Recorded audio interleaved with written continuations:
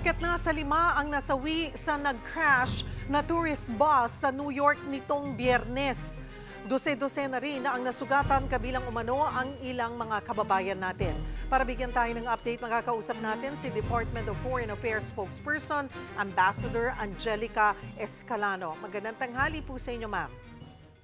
Magandang tanghali, Cheryl, at magandang tanghali po sa ating mga kababayan. Ambassador, ano na po yung pinakahuling impormasyon mula po sa ating konsulado sa New York tungkol nga po dito sa aksidente? Ilang mga kababayan po natin ang kumpirmadong nasaktan? Okay, ulitin ko lang po, ayon sa New York State Police, wala pong Pilipino among the fatalities. At ayon naman po sa ating konsulado, sa New York, tinutulungan na po nila ang 3 Pilipinong pasahero ng bus. Sila po ay na-discharge na sa ospital and they are cleared to travel. Pero ilan po bang mga kababayan natin ang kasama po dun sa bus? Opo, 3 po. 3 lang. Pilipino na nasa bus. Opo. 3. At lahat po sila ay sugatan. So far, minor lang po ang natamo naman. Opo, at discharge na po sila sa ospital. Pero napaalam na rin ho ba natin sa kanilang mga pamilya? Ano po bang status nila? They're tourists? Yes, they are tourists. They are actually living in Qatar. Pero nasa New York sila bilang turista. Ano po ang tulong na agad na naibigay po ng ating embahada ng DFA at ng ating konsulado sa mga kababayan po nating biktima? Pag ganito po, unang-una nakikipag-ugnayan tayo sa mga otoridad to get information as soon as possible. Pero inuulit lang namin sa mga bansa katulad ng Amerika, meron silang mga privacy protocols, kaya hindi sila basta-bastang nagbibigay ng impormasyon. Una, kinakausap muna yung mga pamilya o kinukuha yung consent ng mga biktima. At binibigyan naman po sila ng kaukulang tulong, depende na rin dun sa request nila.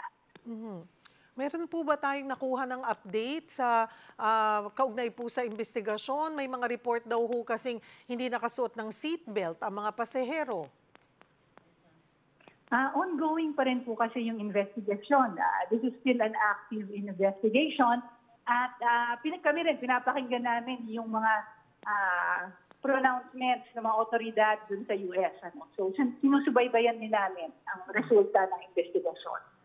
At ang mahalaga po ay sabi nyo nga, na-release na and safe naman po yung 3 nating mga kababayan. Tama po yun. Good news, wala pong namatay, wala pong may serious injury.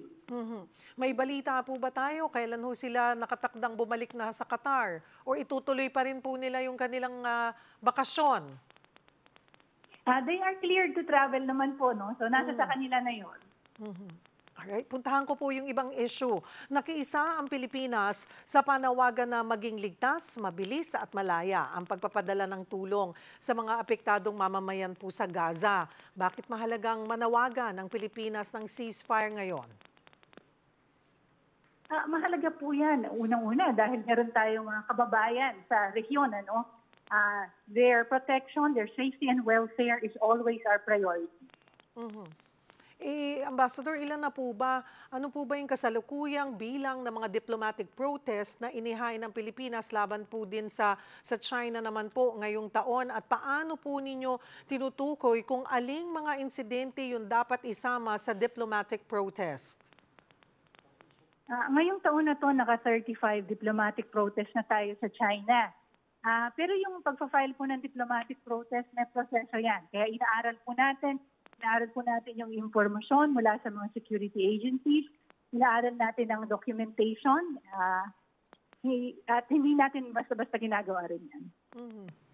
Pero may posibilidad ho ba na maghain pa ng karagdagang protesta kaugnay po sa insidente ng banggaan ng 2 barko ng China habang hinaharas yung barko po ng Pilipinas sa Baho de Masinloc?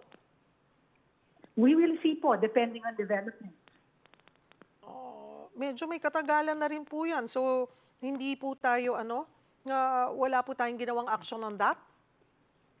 No, ang sabi din naman ng ating Pangulo, Ang instructions po sa DFA is for us to continue diplomacy and dialogue and to keep lines of communication open with China. Doon And to po, manage, of course, the situation peacefully. doon po sa nabanggit nyo na 35, umaabot na ng 35 diplomatic protest po ang naihain natin. May tinugunan po ba man lang doon ang Chinese Embassy sa mga protesta ng Pilipinas? May mga opisyal po ba na pahayag na silang ibinibigay?